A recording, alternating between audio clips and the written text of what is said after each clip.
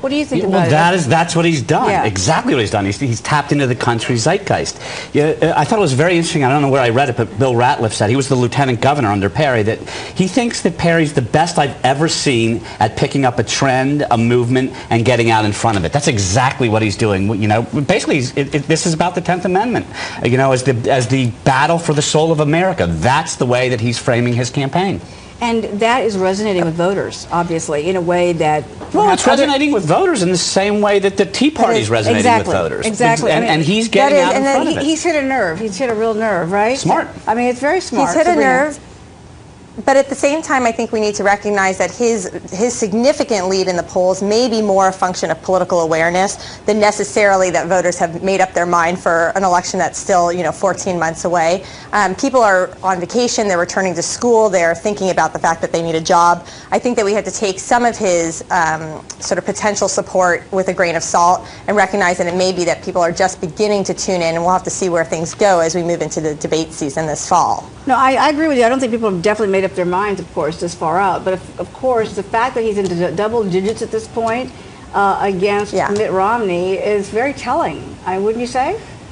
Yeah, but you know what? With double, you know what comes with double digits, though? More scrutiny's coming now. Double digits and more scrutiny. And that's what happens to everybody who runs for president. I mean, so you say that he's not under scrutiny, but they're already talking about, he flipped on gay marriage.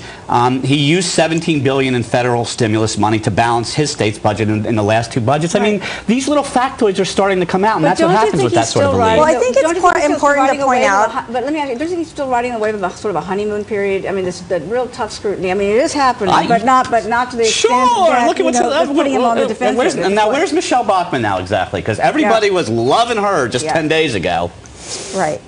Right, and that's what I mean by public awareness. He just got into the race 2 weeks ago. But can I just push back on that gay marriage comment for 1 second? Okay, go ahead. You may not agree with Governor Perry on the issue of gay marriage, and that's perfectly fine. But I think that it's a little unfair to say that he's flip-flopped on that issue. The fact is that he's responding to a desire by some in the Republican Party to have a federal mandate against gay marriage. But I think he's going about it in the appropriate channels. Whether or not you agree with him, going about it by initiating a constitutional amendment is the right way to do things, as opposed to, say, holding hostages holding states hostage with stimulus money if they don't go along with certain legislation. So I think that in that sense he's not exactly contradicting himself. He's simply, you just may not agree with his policy. Well, you say not fair. What I was going to say is, no, I'm not being fair. I'm supposed to be the other side. But that's the issue with Perry. I mean, the issue for him basically is this a state issue, or are we supporting a federal amendment? And he sort of gets caught in the crossfire there. I mean, I do understand it, but I'm still not going to be fair. All right, let's move on now to a story that was in the New York Times as well about Nevada being the fact that apathy right now is a front runner. Fascinating story. What do you make of that? By the way, it's an important election because the counties that we're talking about, which is not Las Vegas, proper, that everybody knows, they have never ever had a Democrat ever. And if a Democrat wins there, it would really be unsettling, I think.